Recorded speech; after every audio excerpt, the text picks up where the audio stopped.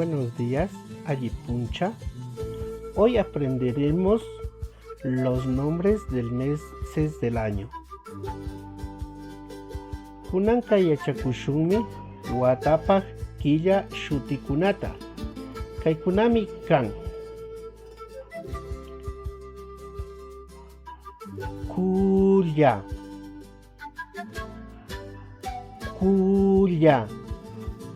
enero. Panchi,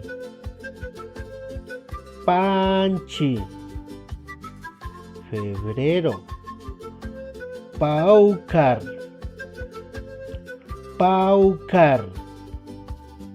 marzo. Airiwa,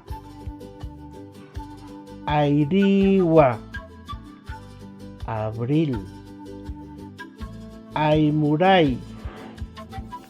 Aymuray, mayo. Raimi, junio. Situa, julio. Caruay, agosto. Cusquín, septiembre. Guayru, octubre. Sasi, noviembre.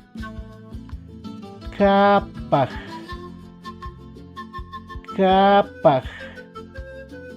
diciembre.